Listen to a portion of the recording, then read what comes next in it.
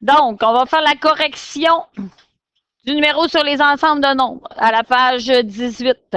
Le numéro, je vais d'abord passer par la page 16 pour aller revoir dans le tableau c'était quoi les explications. Au cas où que tu fais le numéro et que tu n'as pas compris, ben ça va peut-être te renligner sur la distribution.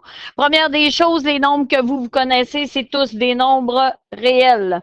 Donc, ici, c'est les nombres réels. L'ensemble des nombres réels, c'est l'ensemble de tous les nombres. On les classe en deux catégories. Le Q' double barre, donc comme ça, ça va. Je le fais plus gros, là. Il y en a un qui a un prime, puis il y en a un qui n'en a pas. Donc, ici, je les appelle les irrationnels. Les irrationnels, quand j'ai donné l'explication au dernier cours, j'ai dit que c'est ceux qui sont un peu nos irresponsables. Donc, quand tu es après la virgule, c'est indéfini. Ça veut dire quoi indéfini? Ça veut dire que c'est mélangé. Ça veut dire qu'après la virgule, quand tu regardes, et là, le nombre, c'est pas si c'est un racine de 2 qui va de ce côté-là, c'est si racine de 2, un coup pitonné, après la virgule, quand tu as ton chiffre, donc 1.4142, puis là, ça continue.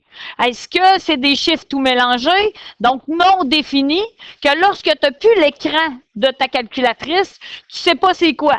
Donc, les nombres indéfinis, puis c'en est un particulier, qui est un nombre indéfini. Racine de 2, c'en est un. Donc, sur mon petit retour, ce que je veux vous dire, c'est que les irrationnels sont tous des nombres que les chercheurs veulent qui deviennent des nombres rationnels. Oui, il y a des chercheurs présentement qui essayent de définir qu'une période après la virgule. Donc, c'est vraiment mathématiquement, il y a des gens qui pensent que tous les nombres sont des nombres rationnels. Mais présentement, tant et aussi longtemps qu'on va avoir une période indéfinie, il va se ramasser du côté des irrationnels. De l'autre côté, les Q double barre, donc les rationnels. Ce qu'on a dit au dernier cours, c'est ceux qui sont définis après la virgule. Et définis, si je prends une demi, 1 divisé en 2, ça donne 0,5. Une demi, comme c'est 0,5, c'est défini après la virgule. Donc, nécessairement, c'est un nombre rationnel. Les nombres rationnels peuvent être négatifs ou positifs. Les nombres irrationnels peuvent être positifs ou négatifs. Ça ne change rien. C'est vraiment les chiffres après la virgule qui le disent. Si j'ai un tiers, ça donne 0,3. Et là, on va se reparler de la barre par-dessus le chiffre qui s'appelle une période. Une période, ça veut dire que ça se répète 3, 3, 3, 3, 3. Et là, je vais te parler de ta calculatrice. Quand tu as ta calculatrice, le dernier chiffre, il est arrondi. Donc, généralement, je te dis, mets ton doigt sur le dernier chiffre. Il ne faut pas qu'il te mélange et qu'il dise, ben non, finalement, dans celui-là, ce n'est pas le cas. Mais si j'avais 2 tiers, c'est 0,6. Donc, à ton écran, tu vas voir ça. Puis quand ton écran va finir, le dernier, tu vas avoir un 7. Pourquoi? Parce qu'il l'a arrondi. Donc, mets ton doigt dessus pour que tu sois capable de décider si c'est un nombre qui est défini après la virgule ou qui est indéfini après la virgule. Donc, les nombres définis après la virgule, c'est tous les nombres que tu sais les chiffres après la virgule. Ça veut dire que moi, généralement, je te dis quand tu n'as plus d'écran de calculatrice, est-ce que tu sais encore c'est quoi les autres chiffres? Si oui, ça veut dire que nécessairement, tu connais les chiffres après la virgule et que c'est un nombre rationnel. Dans les nombres rationnels, eux, ce n'est pas des ensembles à part. Les entiers sont des nombres rationnels. Les entiers, c'est les chiffres qui arrivent juste, que tu as compté depuis que tu es petit. 1, 2, 3, 4, 5, 6, 7, 8, 9, 10, moins 1, moins 2, moins 3, moins 4, moins 5. C'est les chiffres ronds que tu appelles. Ça va? Qu'il n'y a pas de virgule. Donc, ici, là, il n'y a jamais de virgule. Je n'ai jamais fait le X sur la virgule, mais là, je vous le mets parce que ce matin, j'ai des élèves qui me l'ont demandé et qui m'ont dit « Ouais, mais madame, pourquoi vous ne le mettez pas dans le tableau qu'il n'y a pas de virgule? » Donc, si vous voulez l'ajouter, vous pouvez. C'est vraiment les entiers. Les entiers négatifs, on va les écrire là. Mais tu comprends que Z, il manque une double barre en passant. Z, les entiers, c'est autant les entiers positifs que les entiers négatifs. Oups. Mais eux, tu leur as donné un nom. c'est l'ensemble des nombres naturels. Donc, on a fait un sous-ensemble dans les entiers, puis on a mis les nombres naturels. Donc, eux, c'est les naturels. Et comme on fait pour retenir le nombre, naturellement, quand tu étais petit, tu as appris à compter, tu as fait 0, 1, 2, 3, 4, 5. Tu as compté en nombre positif. Donc, les naturels sont des entiers positifs. Dans les entiers, comme les positifs sont déjà placés dans les naturels, tu vas mettre les entiers négatifs dans la partie que tu vois en vert.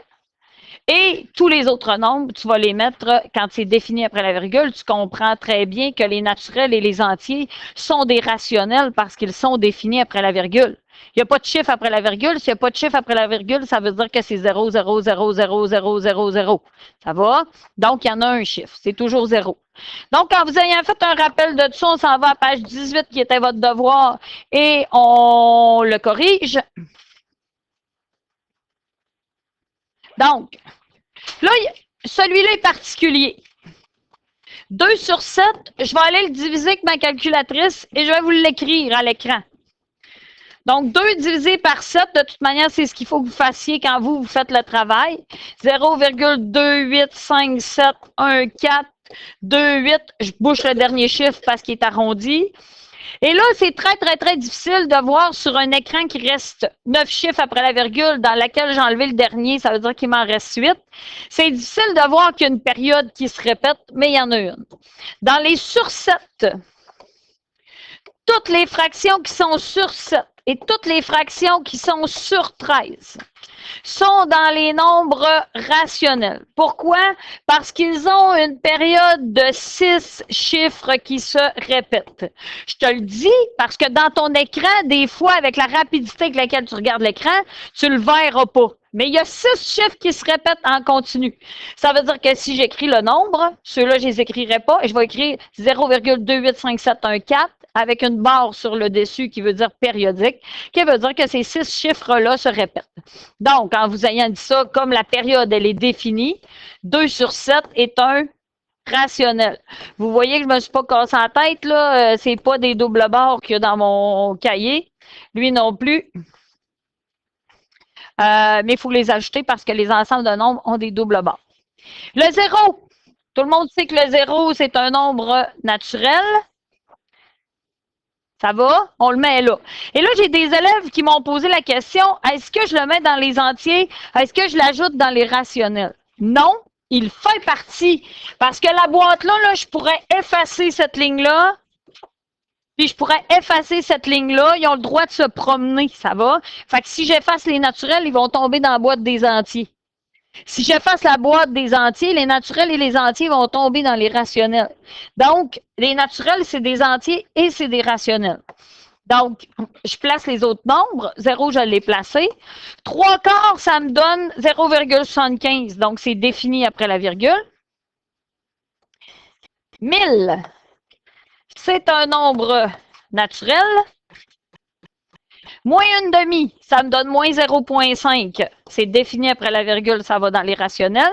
Comme il n'y a pas de chiffre à virgule, parce que j'en ai que l'erreur qu'ils ont faite, c'est qu'ils l'ont mis dans les entiers, parce qu'ils ont vu un négatif, puis on avait écrit entier négatif. Il ne va pas là. C'est des chiffres ronds. C'est des 0, 1, 2, 3, moins 1, moins 2, moins 3, naturel et entier. Moins 8, oh là, lui, il va aller dans les entiers négatifs. Mais tout ça, c'est les entiers. C'est juste que les entiers positifs, j'ai décidé de les mettre tous regroupés puisqu'ils ont un ensemble de nombres à eux. Racine de 3, si tu le pitonnes, tu vas voir que c'est tout mélangé après la virgule. Donc, c'est non défini. Il va ici. Moins 0,7, c'est une virgule définie. Donc, on le met dans les rationnels. 6,3, et là, il y a une barre sur le dessus. Et quand vous étiez à la maison, peut-être que vous êtes dit, c'était quoi dans la barre? La barre, c'est 3, 3, 3, 3, 3, 3, 3. Ça veut dire que ça se répète. Donc, il est défini après la virgule. Moins 8,75, rationnel, il est défini après la virgule. 41, c'est un nombre naturel. Moins 8 sur 5, qui est moins 8 divisé par 5, ça te donne moins 1,6. Donc, c'est pas moins 1,6 que tu places, hein? C'est dans les. Tu places moins 8 sur 5. Ça, j'ai oublié de le dire. J'en ai qui m'ont placé tous les nombres, mais un coup divisé. Il faut que tu les places avec le visuel que j'ai en haut. Ça va? Donc, c'est vraiment le nombre que je t'ai demandé. Ensuite, pi. Pi est mélangé après la virgule, donc c'est celui sur lequel il travaille pour essayer de trouver la période. Maintenant, racine de 7. Racine de 7 vous donne 2,6457513 On n'est pas capable de prédire ce qui va arriver après, donc c'est indéfini. Donc, racine de 7 va dans celui-là. C'est bon pour la correction?